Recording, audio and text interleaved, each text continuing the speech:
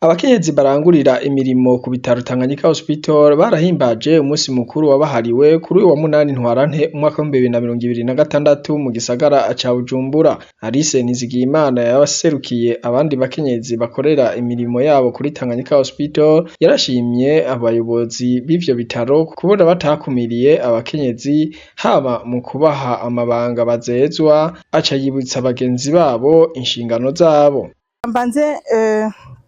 Nshimira Imana data wa twese yo yatwemereye ko uyu munsi tuwushikako tukawunezererwamwo, kuko nk'abakenyezi twari tuwiteganya igishika kanatsinda n'umunsi umwe mu mwaka wose turonka wo guhura nk'abakenyezi tukayaga twisanzuye, aho dusubira kwibukanya inshingano zacu nk'abakenyezi, uburenganzira bwacu n'agaciro k'umukenyezi mu buzima bwacu. Uyu munsi niyumviriye ko tuganira ku nshingano zacu nk'abakenyezi, umukenyezi mu rugo, umukenyezi mu gihugu n'ukuvuga no ku kazi. Umukenyezi mu rugo inshingano ziwe, mu muryango umukenyezi ari ngaha wese yibukijwe ko ari we nkingi y'umuryango, ni wewe utuma urugo rugira akanovera, ni wewe iterambere rivako, ni wewe kiremesha. Umushingantahe wawe ni wamufata neza, abana bawe ni wabakurikirana uko bikwiriye, ukabaha urukundo, nta nkeka urugo ruzoba rwiza, amahoro nayo asesekare mu gihugu cacu, kuko ingo zigize amahoro n'igihugu kiraheza kikagira amahoro. Mu muryango kandi umukenyezi ni kirumara cane, ni maboko igihumbi, niwe ari responsable ku bijanye n'indero y'abana, mu kubigisha urukundo, mu kubafungurira n'ibindi. Ariko umukenyezi ntiyogarukiraho, arafise n'uburenganzira bwo kwiga, gukora akazi kugira ngo aronke amafaranga maze atera imbere ashike ku ndoto ziwe nk'undi muntu wese. Umukenyezi kandi ahamagarirwa guteramira urugo rwiwe mu kwama ariko aragwerekeza Imana. Atamana mu rugo nta buzima, atamana mu rugo nta mahoro. N'iterambere ry'igihugu ntirishoboka ataruhara rw'umukenyezi rubayemwo. Umushingantahe naho yoba afise intebe ifise uburemere bungana gute butovugwa, novuga ngo poste, umushingantahe rero afise poste ingana gute, mu gihe avuye muhira avuganye nabi n'uwo bubakanye, ibikorwa vy'igihugu ntibiheza ngo bigende neza, kuko baravuga ngo tubiri tuvurana ubupfu. Bisaba ko abashingantahe bacu baja ku murimo hariho bimwe bimwe twabakosoye. Mu gihugu umukenyezi ni kirumara, arafise uruhara rudasanzwe, nico gituma hariho abakenyezi barongoye abandi mu mashirahamwe, abandi bari mu nzego zitandukanye zifata ingingo. Hariho abigisha, hariho abaganga, twebwe turabaganga, ndibaza duca tumenya umuce turimwo, kuko hariho ubwenge natwe Imana yaduhaye. Nico gituma iyo umukenyezi ashigikiwe akagira ijambo mu migambi yiwe, atuma ubutunzi bwiyongera maze ubuzima bukarushirizaho kuba bwiza.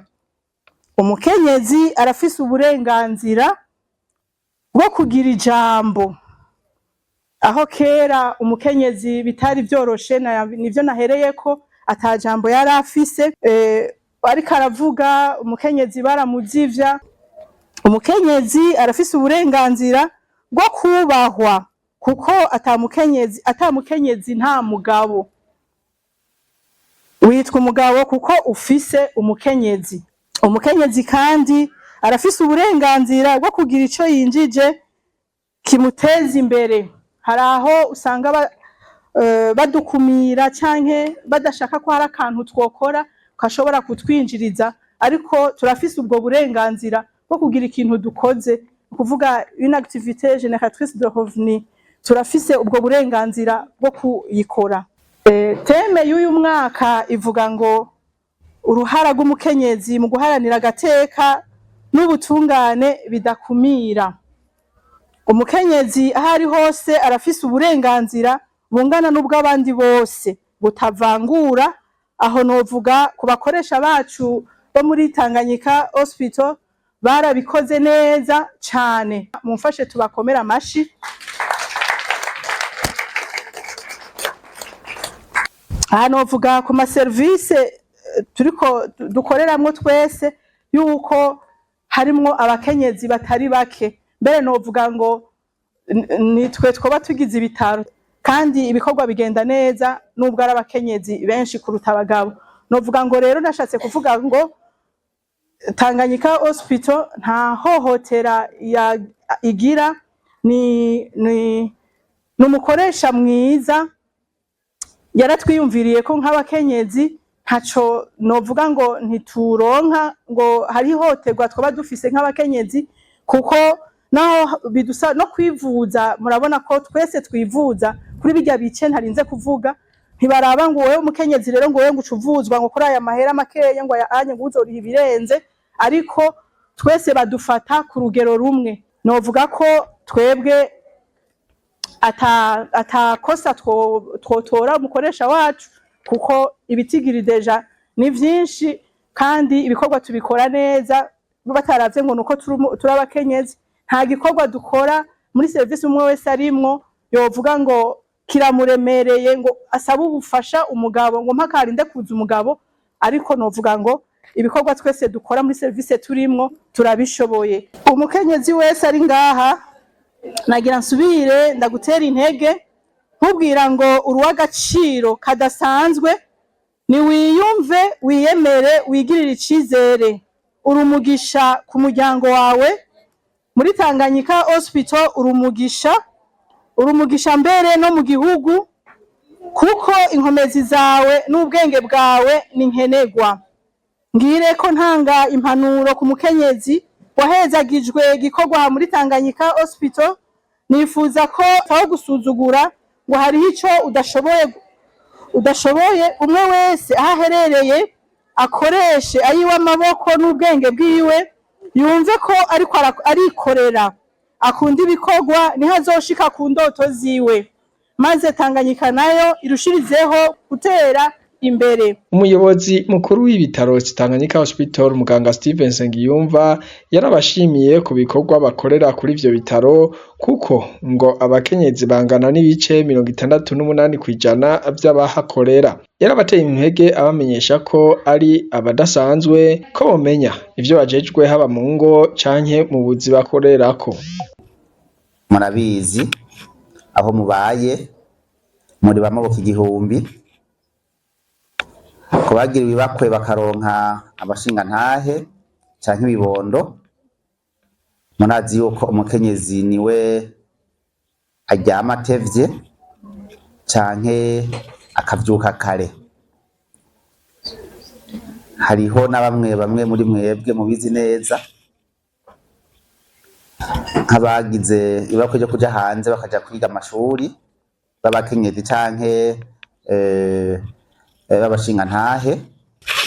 Nk'umukenyezi iyo ari mu rugo agasigana ibibondo, umushinga ntahe akagenda gupagasa, ahagaruka nyuma y'umwaka, nyuma y'imyaka 2, nyuma y'imyaka 3, usanga ibibondo biraho bimeze neza.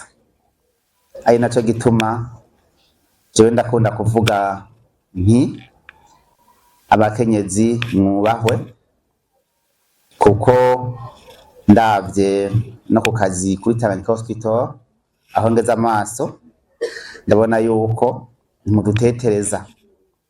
Uno munsi kuri Tanganyika Hospital Alice yavuze ati mugera ku 70%, ariko ubu haravuye ko 2%. Maintenant les dames, les femmes, le côté féminin occupe 68%. Donc murumva yuko pour les femmes le taux d'occupation du personnel Tanganyika Hospital, c'est un taux vraiment à applaudir.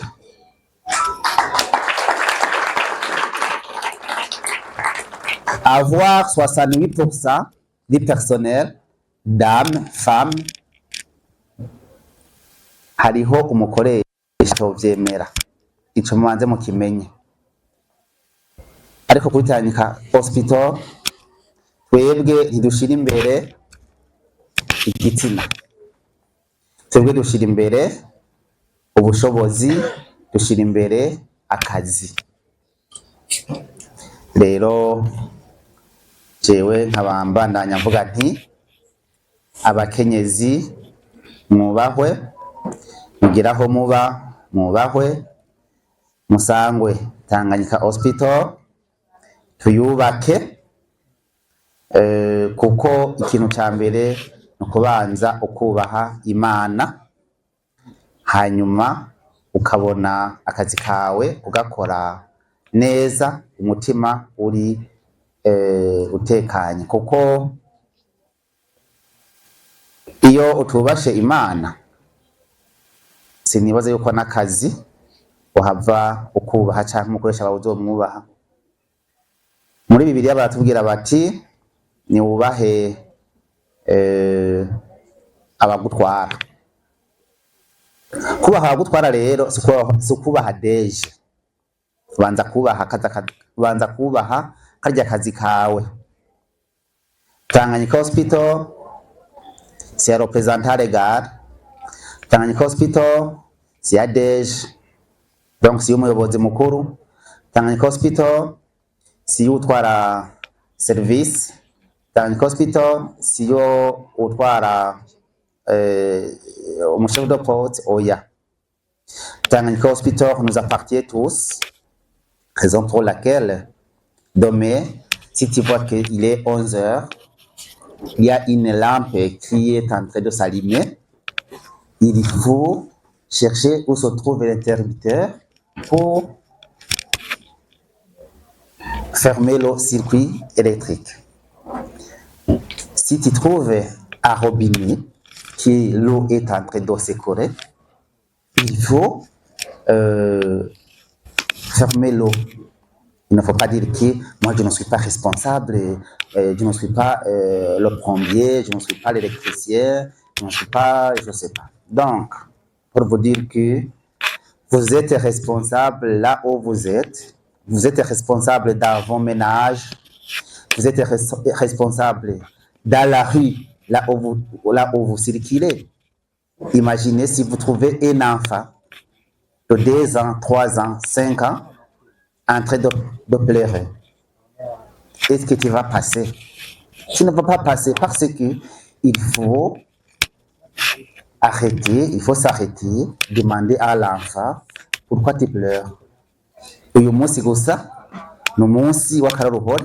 Uyu munsi mu Burundi uyu mwaka w'2026 wahimbaje ku civugo ngo uruhara rw'umukenyezi mu guharanira agateka n'ubutungane budakumira. Mumenya ko ibirori vyarangiye mu kanyamuneza biginana.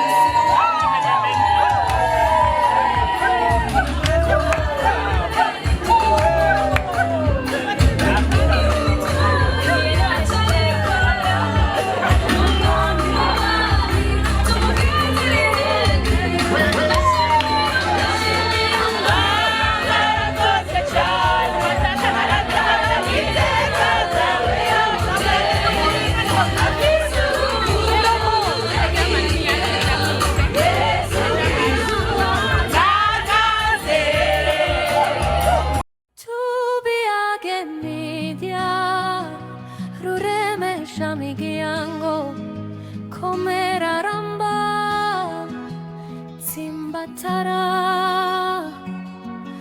amahoro kuri twese muteramishi wacu tubiyageme